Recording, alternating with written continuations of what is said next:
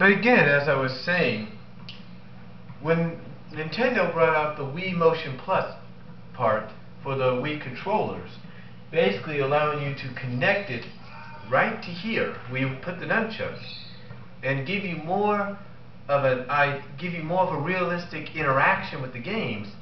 That caused Sony, when they probably heard about this caused Sony to say, well, if they can make a little attachment that makes it more possible to feel more in the game, we could do better. And of course, you know, Microsoft heard this and they said, you know what? If one little thing on the Nintendo Wii controller can make people feel in the game, we could take it a step further. And that's what they've done. That's what they've done, folks. Both have tried to take it a step further. They've both tried to take it a step further. They've taken it a step further by doing the Kinect, where you are hands-on, where you're hands-free, and you could just, you're the controller basically. You can do things with your voice. You can control things with your voice. Like recently, they put the update on for Netflix. When you're streaming Netflix, all you have to say is stream Netflix. Select this movie. That's all you have to do. That's all you have to do, folks. And it shows you how far they've advanced. And the PlayStation Move, again, many people look at it like a Wii is nothing more than a Wii ripoff. But basically, their advantage, as they would say, is the fact that they put a camera on the sensor and it puts you in the game. Put you in there, folks. And that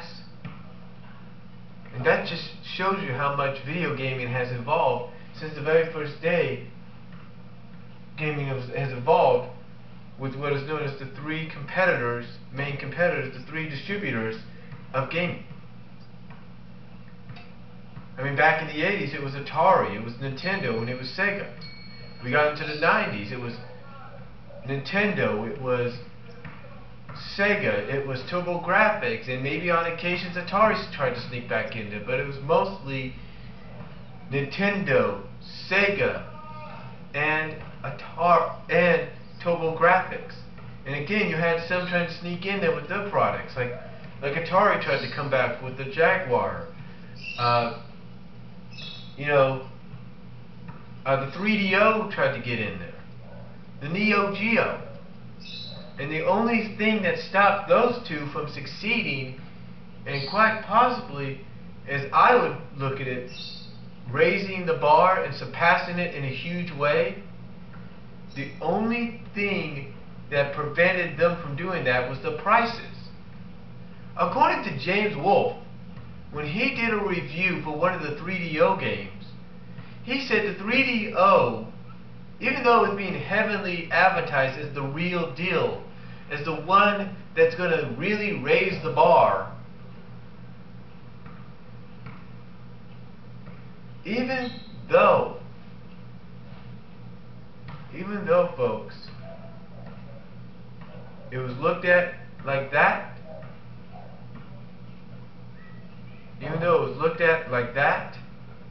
the only thing that prevented it from succeeding was the price range. Because like I said, according to James, the price range was $700. You can only imagine what he paid for his.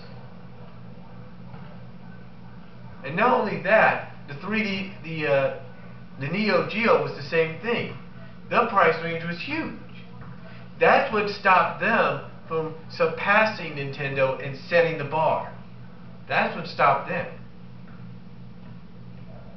And that's why, even though they, along with Atari, tried to sneak in there with the systems, they never could succeed because of either the price range or false advertising on graphics. And that's why, like I said, throughout the 80s it was mostly Atari, Nintendo, Sega, and then the 90s it was Nintendo, Sega, and TurboGrafx. And then, as we got into the mid-90s, in the later 90s, it became Nintendo. It sort of became a four-way for a while, for a short time, very short time. But in the mid-90s, when the PS1 came out, the original PlayStation came out, it was a three-way battle between Nintendo, Sony, and Sega. And then for just a tiny bit, for almost like a tiny bit of time, for a short period of time, very tiny bit short period of time, it was a four-way battle.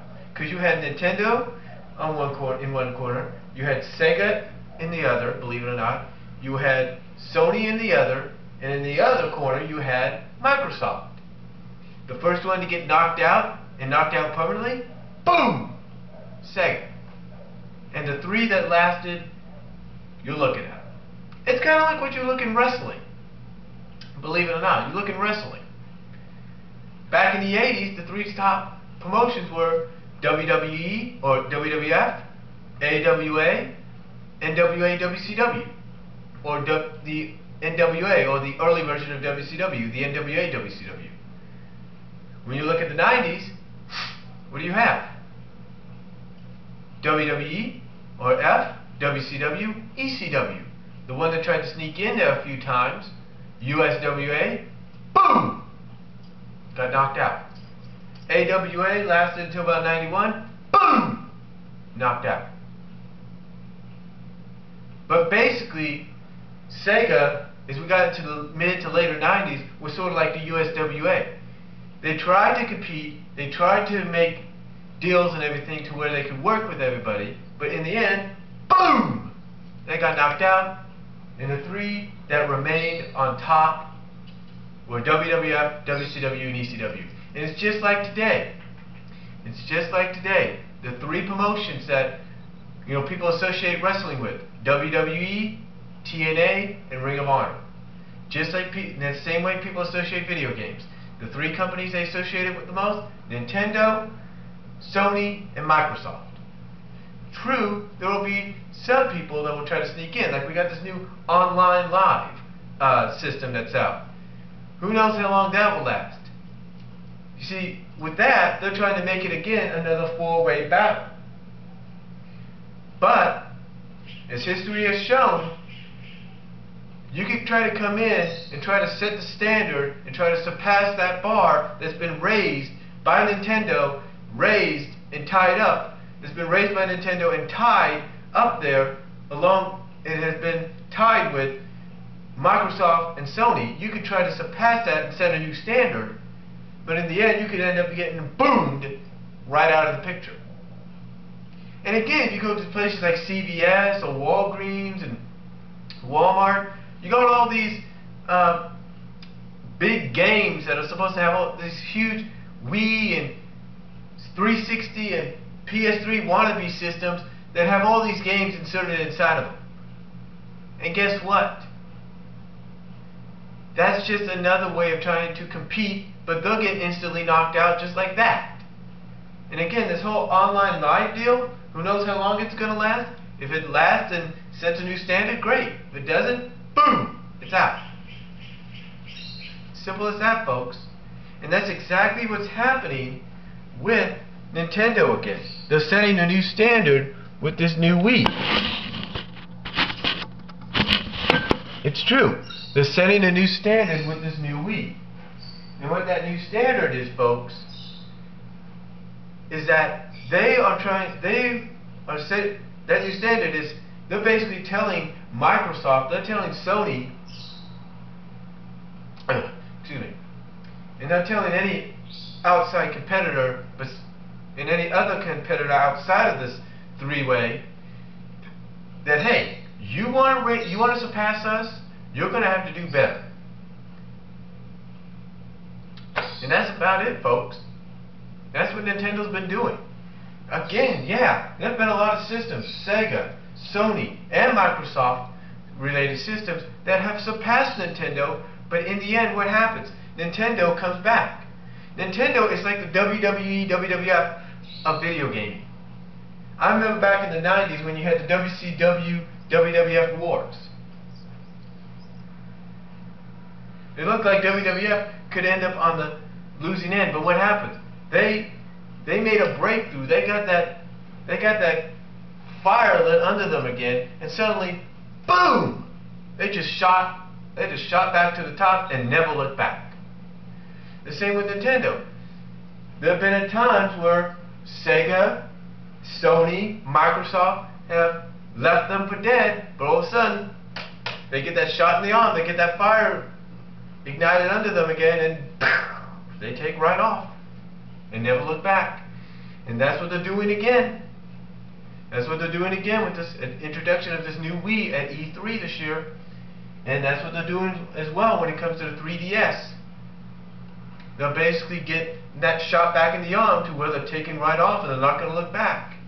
And the only way Microsoft and Sony can try to compete is try to get that shot in the arm. They try to get those same shot in the arm is to try to ignite their fire again and try to take off as well. But how will they do it? Possibly with the introduction of new systems as well. Probably of a Xbox 720 or whatever it's going to be called. And probably a PS4. Who knows? And that's all I'm going to say.